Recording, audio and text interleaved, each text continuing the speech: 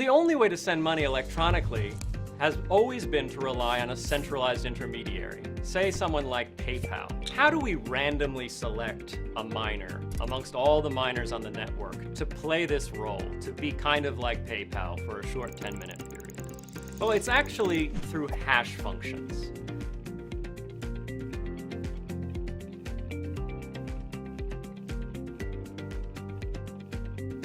A hash function is a mathematical function. It's rather like what you would have learned in grade school, just more complicated. You take your input data, and that could be anything that can be represented in ones and zeros. So it could be just the letter A.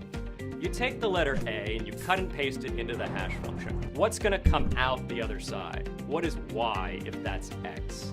What's going to come out is actually a 64-character string. It'll look like a bunch of random letters and numbers, but it will be unique and perfectly correlate to the letter A. So if someone across the world takes the character A, cuts and pastes it into the same hash function, they'll get the same answer. It's just math.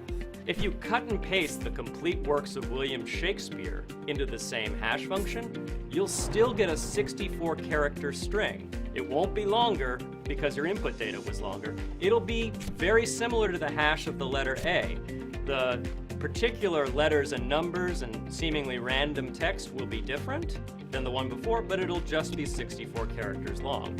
And again, if somebody did that same function with that same input, the William Shakespeare through the same hash function, they'll get the same result you got when you ran that equation. So what is a Bitcoin miner actually hashing? They're not hashing the letter A, they're not hashing the complete works of William Shakespeare.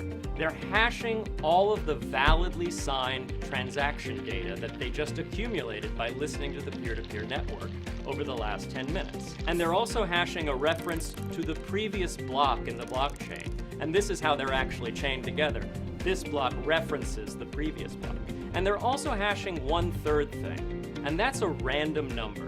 And each time they run all this data through the hash function, they're going to change the random number slightly to get a different output. They're trying to get an output that's kind of like flipping a coin heads up 20 times in a row.